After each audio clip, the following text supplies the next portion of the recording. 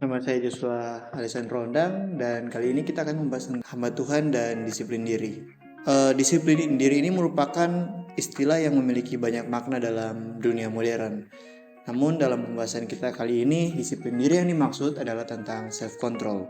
Self-control ini melibatkan latihan untuk mengendalikan diri kita demi melakukan sesuatu yang benar dan bermanfaat. Dalam kegiatan manusia ada 4 jenis kegiatan, yaitu penting mendesak, yang kedua penting tidak mendesak, yang ketiga tidak penting dan tidak mendesak, yang keempat tidak penting namun mendesak. Nah, kita melatih diri kita untuk disiplin, berarti kita memfokuskan diri kita pada kegiatan yang penting dan mendesak, serta pada kegiatan yang penting namun tidak mendesak.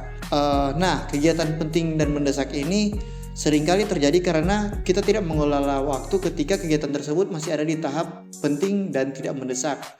Jadi akhirnya ketika kita tidak mengelola waktu, kegiatan tersebut menjadi penting dan mendesak. Pengelolaan diri ini atau disiplin diri ini, self control, berguna untuk supaya tidak ada di mode penting dan mendesak. Ada beberapa dasar Alkitab tentang disiplin diri. Pertama, kita itu belajar dari Daniel. Daniel ini menunjukkan disiplin melalui kebiasaannya dalam berdoa yang telah dilakukannya secara rutin. Dan yang kedua, kita bisa belajar dari Rasul Paulus dari kitab 1 Korintus 9 ayat 27. Paulus berbicara tentang melatih diri untuk mengendalikan perilaku. Juga di 2 Timotius 4 ayat 7 menunjukkan Paulus sebagai contoh hamba Tuhan yang sukses karena telah menyelesaikan tugas dengan baik.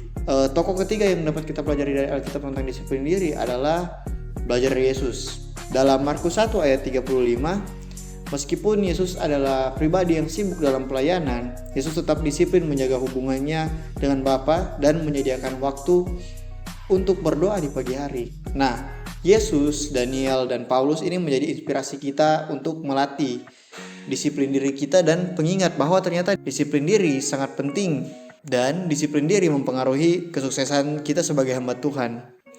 Disiplin adalah harga kesuksesan dalam pelayanan. Pertanyaannya adalah kenapa kita harus disiplin diri? Kita akan membahas 2 alasan kenapa kita harus disiplin diri. Yang pertama adalah mengontrol needs agar tidak menjadi hawa nafsu. Kebutuhan manusia itu mencakup kebutuhan fisiologis, keamanan, cinta, dan kepemilikan, harga diri, dan aktualisasi diri. Nah, tanpa pengendalian diri, kebutuhan-kebutuhan manusia tersebut, kebutuhan-kebutuhan dasar manusia tersebut dapat menjadi hawa nafsu kalau tidak dikendalikan, dan kebutuhan tersebut justru dapat merusak manusia ketika tidak dikendalikan.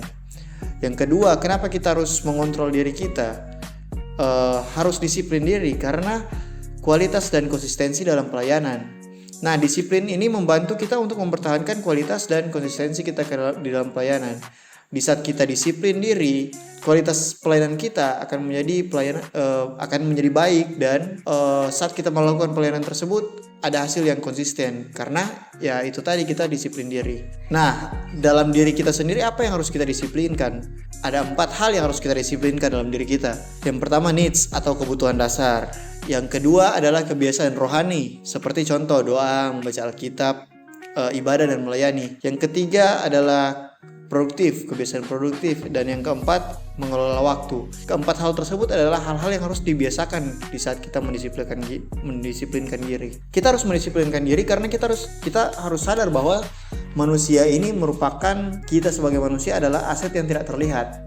Akal manusia merupakan aset yang berharga. Iblis berusaha merusak aset ini melalui umpan seperti media sosial. Media sosial ini adalah umpan yang efektif yang menekan waktu manusia dari semua kalangan umur. Nah, di Indonesia sendiri misalnya konsumsi internet itu mencapai 8 jam harinya, dan ini kita sebagai pelayan Tuhan harus tahu mengontrol diri kita dalam penggunaan internet. Nah, kesimpulannya adalah otak dan waktu adalah aset paling berharga yang Tuhan berikan. Disiplin dalam mengelola waktu sangat penting. Kegagalan mengelola waktu sama dengan kegagalan mengelola aset berharga dari Tuhan, yaitu akal kita. Terima kasih, Tuhan Yesus memberkati.